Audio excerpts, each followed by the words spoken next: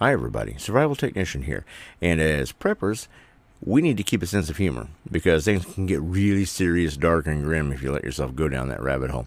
So I was looking up some jokes, and one of them, I didn't say they're good jokes before I say anything about this, but one of them said you might be a prepper if. And there's a lot of different ones that ended that sentence, but you might be a prepper if you've made a bug out bag for your dog and they also have their own gas mask. I thought about that for a moment. I thought, why shouldn't your dog have a bug out bag? So maybe less joke and more serious. But if you're prepping for you and your pets, if you have pets, they're part of the family, are you preparing for them also?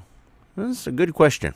You'll need to take the same sort of precautions for them that you would for yourself. You need to make sure that they have the following sorts of things for at least 3 days. Obviously, food and water.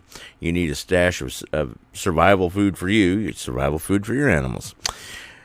Food and water is important, definitely. But also, think about shelter and comfort.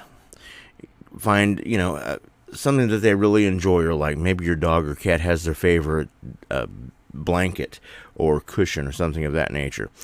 A little portable shelter tent, container, carry all for them, things of that nature might be worthwhile. But also, hygiene supplies. Now think about it. They are out there getting parasites on a regular basis, ticks and fleas and that sort of stuff. You need to continue to take care of those sort of things and make sure that they have some comfort level. And also, your dog's going to poop. So if you're somewhere traveling and that sort of stuff and you don't want to leave traces, which you shouldn't as a prepper, take along some biodegradable baggies for your dog's poop. We've said poop a couple of times here, and we're going to keep saying it, I guess. That's neat. In any event, they also might have special needs for first aid kits. Bandages and wraps that are appropriate for a leg of an animal might be the same as you would use for you, but there might be some differences too. With the fur, you're not going to use as much surgical tape and things like that.